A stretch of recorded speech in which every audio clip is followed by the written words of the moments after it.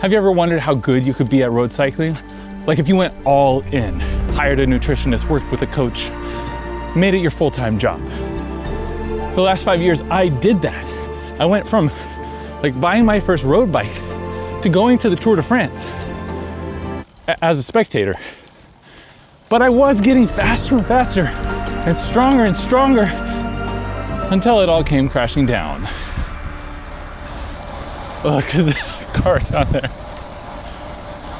Oh, we got GTA 5 going on. Today I want to go on two of my favorite urban climbs in Los Angeles, Mount Washington Drive and Inverness up to St. Catharines. And along the way I'm going to talk about just how deep I got into performance cycling and if it was worth it.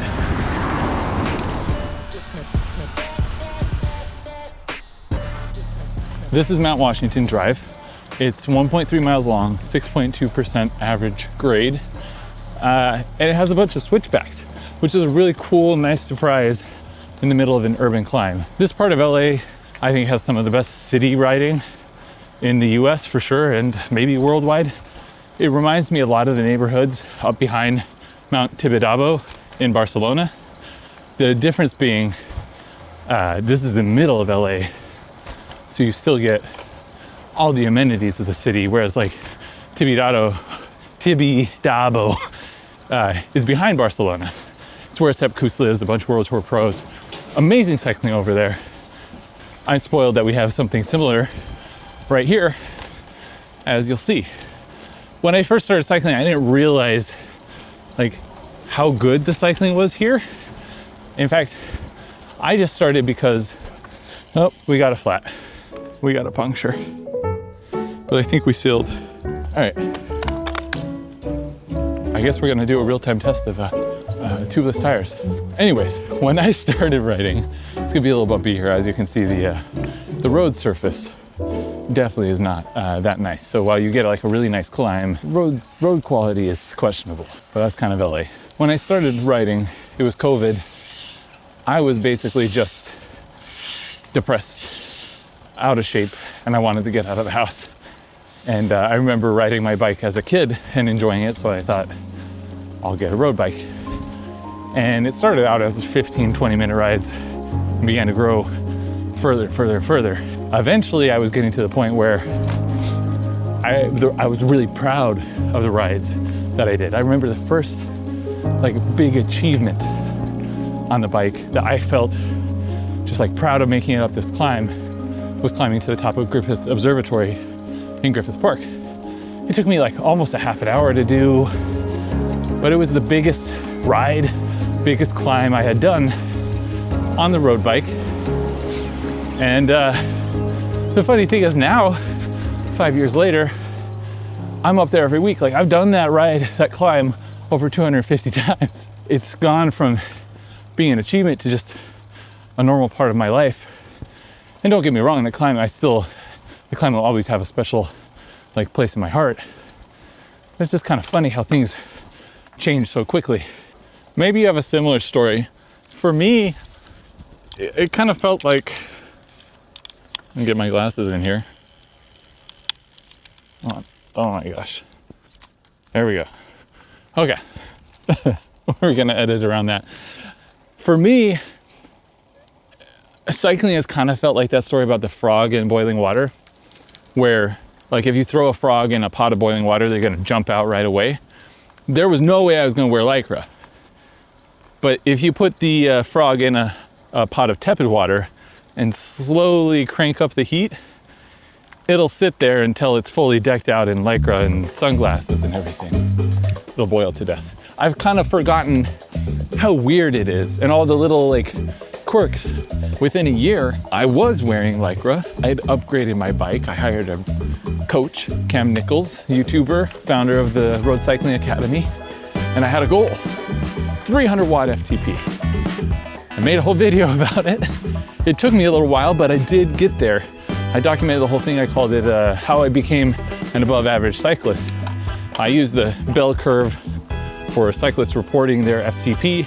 And FTP, if you're not aware, it's called functional threshold power. It's the amount of power that you can sustain for about an hour on the bike. Yeah, it's just like total nerd talk. When you talk to people who are not cyclists, they're like, What are you talking about? In fact, their mindset is so different. I remember one time, Val and I were in Miami visiting her family, and then we were having dinner with some friends.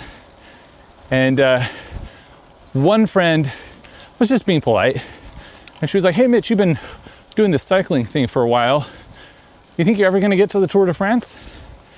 And my response, I think, shocked her, because she's a performer. She's in that arena. Her goals are to be in that arena. And I basically just laughed. And I said, there's no way I'm ever going to be a pro at the Tour de France.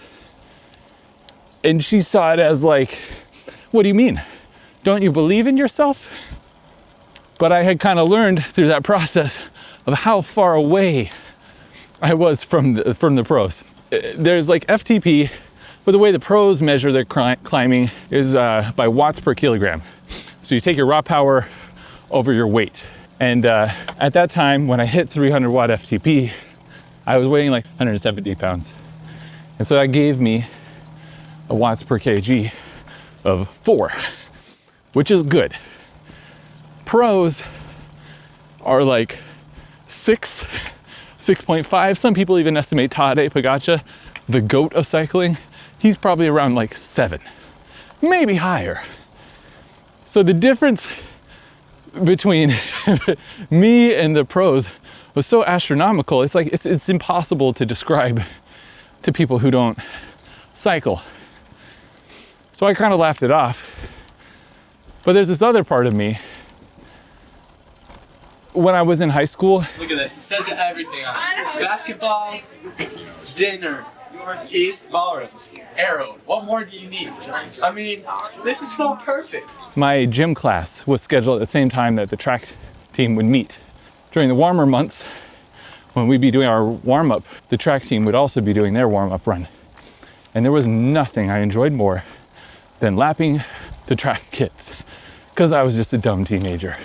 And of course, the track kids are doing their warm-up before their long run. The gym kids, like me, this is the only run we have to do that whole day. So of course, I'm lapping them. I was just feeding my own ego so that in the back of my mind, I could live in this fantasy world where I felt like, oh yeah, that's easy. Like if I really applied myself, I'd be the fastest among the track kids. Later, when I found out one of my friends who was in track told me the coach was asking around like who I was because I kept lapping all of them during class, that blew up my ego. So that little part of me started thinking, what if I went all in? I'm 38 now. I think it was like 35, 36 at the time. I was like, I'm too old. But again, I've been living in this little bubble since high school of I've never really applied myself. So what could I be? And so after 20 years, I finally decided to test it out. I talked to Cam, to Ryan Thomas, the head coach of the RCA, who coaches me. Let's see what this lady's doing. Where are you going? Going up that way. Okay, little traffic jam. I told them what I wanted to do, and Cam connected me with Steph Cronin. She's a dietitian that works with the RCA, and we had a call. She crafted a whole diet plan. It was thorough. You know, she asked what kinds of foods I currently eat, what my eating habits were. They weren't that bad. They weren't that great. I would have a pint of ice cream every day. But I also wasn't eating enough protein. Basically, the plan came down to eat a lot more protein, keep fueling your rides with lots of carbs, get a lot of sleep, and stop eating dessert so much. And then working with Ryan, I continued to train. And the goal was to get my weight down and try to keep my power the same. I did some DEXA scans, and I went from, at the start, I was 175 pounds and about 20% body fat. And by the end, I was down to 162 pounds and 18% body fat. And I gained a little muscle in my legs along the way. This was within 3 months. So really, really great results. I was super happy with them. I'd always kind of used that climb in Griffith Park as my benchmark. Up to that point, a really good time on that climb. Remember, my first time was about 30 minutes. A really good time on that climb was 15 minutes and change. My best ever, I think it was 14 minutes, 50 seconds. By the end of working with Steph and with Ryan, I did 14 minutes, 2 seconds. I think it was like 320 watts.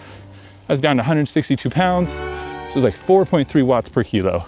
I wasn't drinking anything. I wasn't having dessert. I was being religious with my diet. My whole life, entire life, was built around cycling. Like, that is all. And it wasn't just, you know, I wasn't just doing it for the number, and I wasn't just doing it for that benchmark climb. I was doing it because I was going to be going to Italy and riding up what is perhaps the steepest street in the world, Scanupia. And if you haven't seen that video, spoilers, I had some bike issues, you know, some equipment issues, and we love to have excuses as cyclists. But the truth is, I just wasn't strong enough.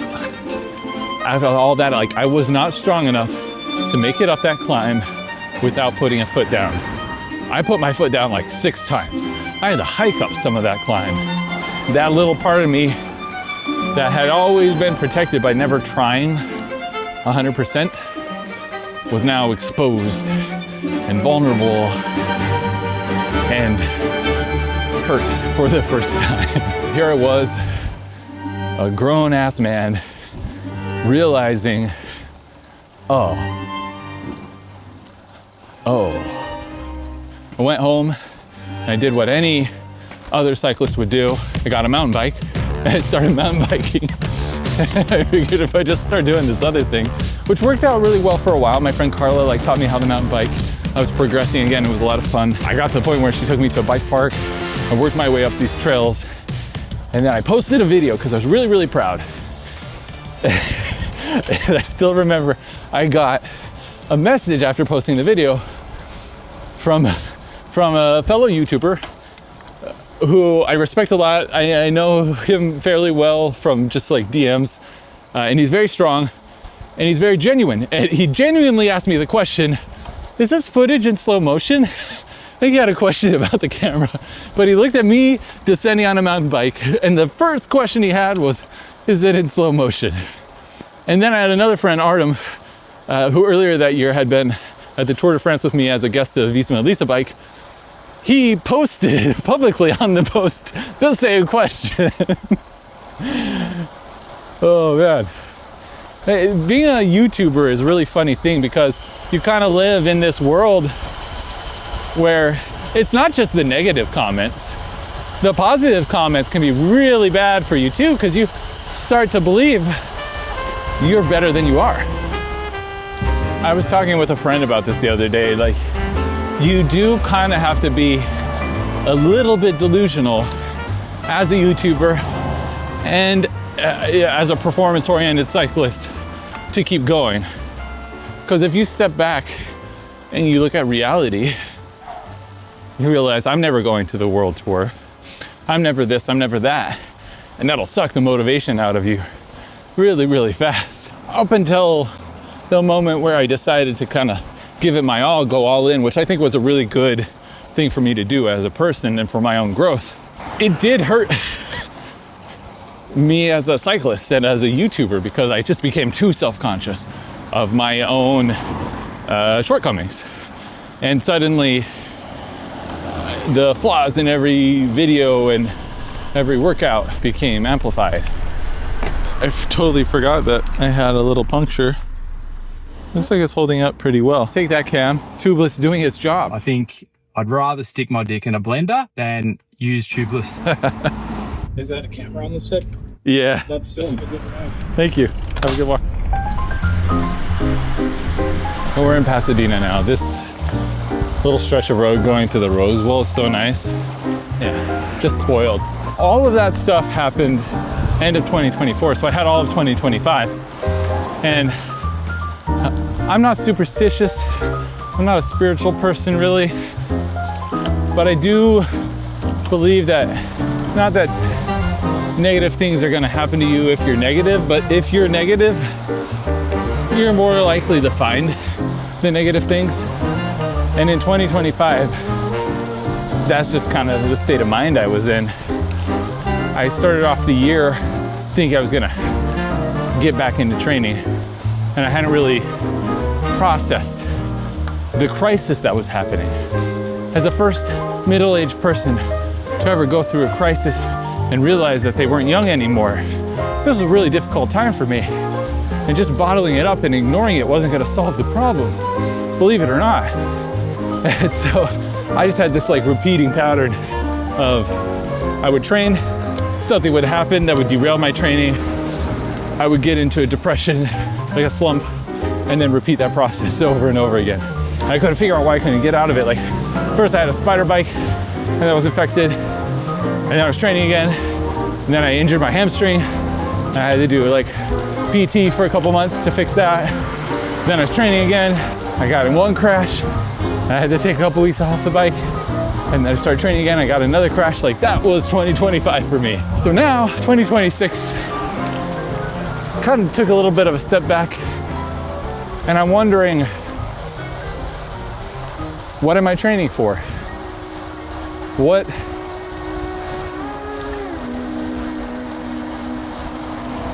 am I training for?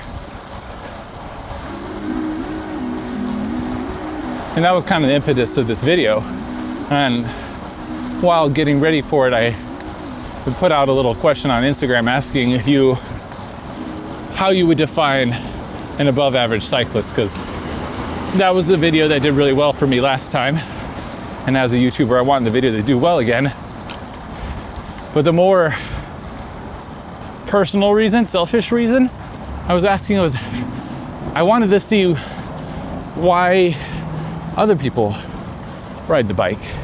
And the answers you gave were really interesting. This is where I would cut to a sponsor break if I had a sponsor, but I don't have a sponsor for this video, so we're just gonna cut to the climb. This is Inverness. We're gonna go all the way up to St. Catharines. It's like 2.1 miles, 6% average. We're on the border of kind of like Pasadena, La Cañada, and Glendale, where they all meet.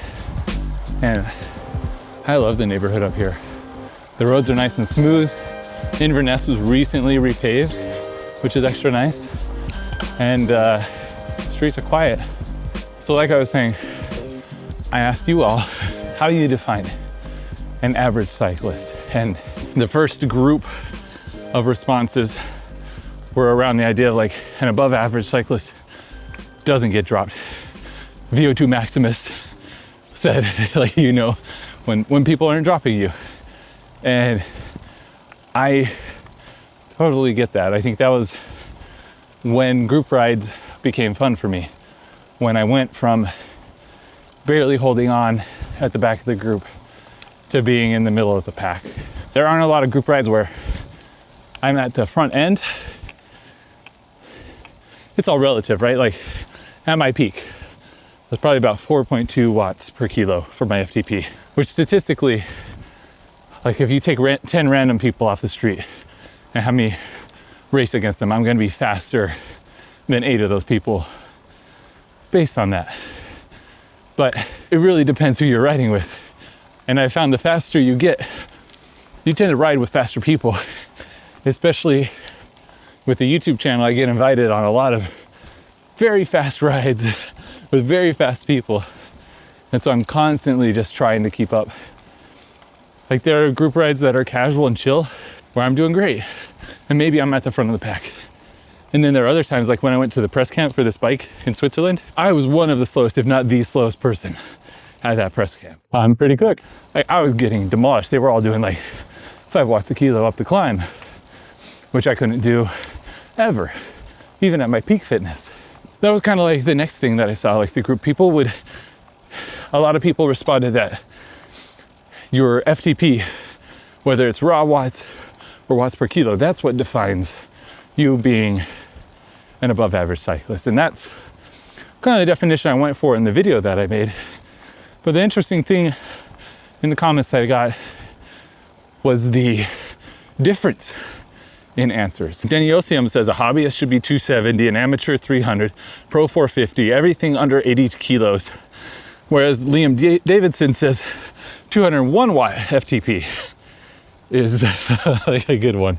I do like how DTSJ Forever said 3.5 watt per kilo, and the ability to, I forgot, like upgrade or mess with your drivetrain.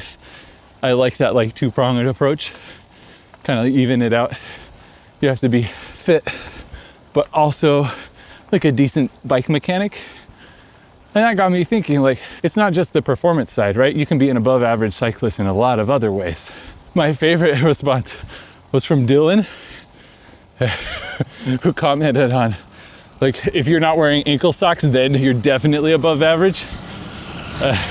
There are all these like unwritten rules in cycling that you kind of learn as you go along. And you go from being a Fred to whatever the opposite of a Fred is, a super Fred. That's what we are to the public. Andrick, Shreddy Pendergrass, he mentioned that like a sub 15-minute ponies climb means you're above average. There was another comment, I forgot a username, it said 18 minutes.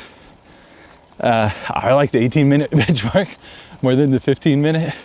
I will say, even with all the ups and downs of last year, I did get a sub 15-minute Griffith Park climb in, barely. I think it was like 14:54, but I weigh like 80 kilos now, so I had to do over 320 watts to do that, which meant my watts per kg was like 4. My peak in 2023, I was doing the same watts, but because I weighed less, I had like 4.3 watts per kg instead of 4. Again, not that it matters, because compared to the pros, that's nothing. And that's exactly what Genghis Khan said. Like, if you're not a pro, does it even matter? I could see that argument, but I kind of hate it.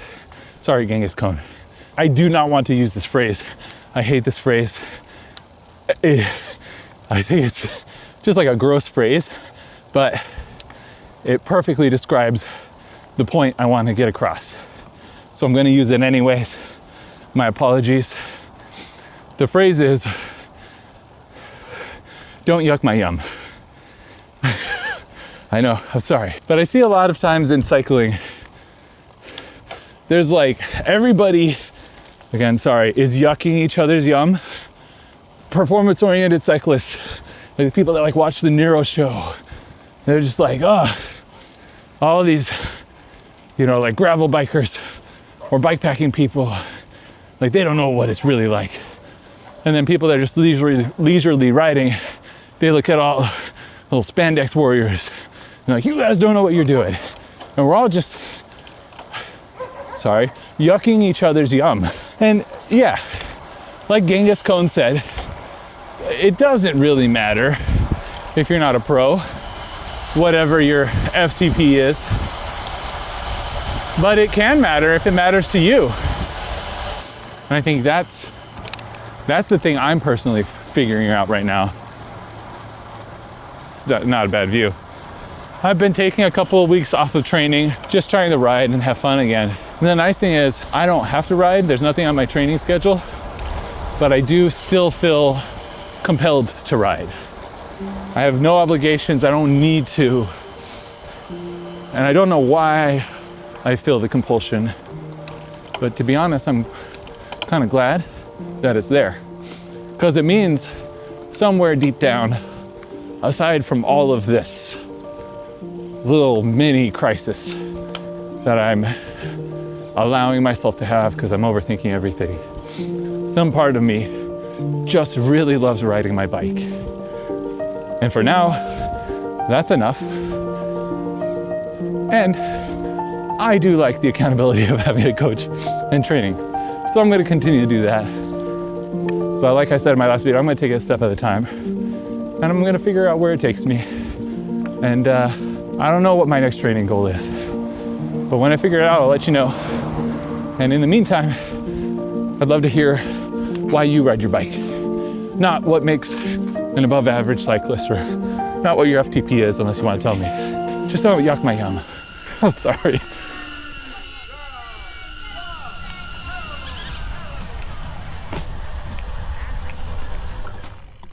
We almost made it to the top of the climb. We're literally around this turn and one more turn. But that's why you bring spare batteries.